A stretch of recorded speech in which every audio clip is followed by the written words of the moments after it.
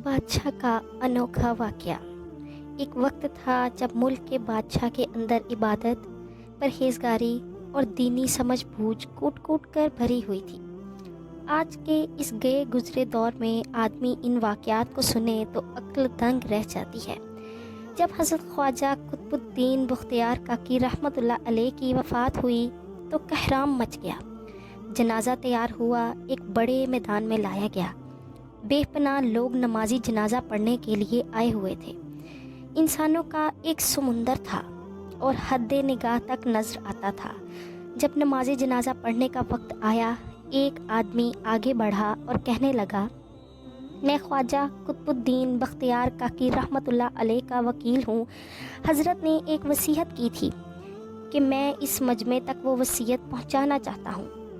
मजमे पर सन्नाटा छा गया। वकील ने पुकार कर कहा, हज़रत ख्वाजा कुतुबुद्दीन बख्तियार काकी रहमतुल्लाह अलैह ने ये वसीयत की थी कि मेरा जनाजा वो शख्स पढ़ाए जिसके अंदर ये 4 खूबियाँ हों। ज़िंदगी में इसकी तकबीर उला कभी ना कज़ा हुई हो, इसकी तहज्जुद की नमाज कभी भी कज़ा ना हुई हो, इसने गैर महरम पर कभी भी बुरी नज़र ना डाली हो, इतना इबादत गुजार हो कि इसने असर की सुन्नतें भी कभी ना छोड़ी हों। जिस शख्स में ये 4 खूबियाँ हों वो ही मेरा जनाजा पढ़ाए। जब ये बात सुनाई गई तो मजमे पर सन्नाटा छा गया कि जैसे मजमे को तो कोई सांप ही सूंघ गया है। काफ़ी देर गुजर गई, कोई आगे ना बढ़ा। आखिरकार एक शख्स ने रोते हुए ख्वाजा कुतुबुद्दीन बख्तियार काकी रहमतुल्लाह अलैह के जनाजे के करीब खड़े हुए, जनाजे से चादर उठाई और कहा, हज़रत आप ख़ुद तो फौत हो गए मगर मेरा राज फाश कर दिया।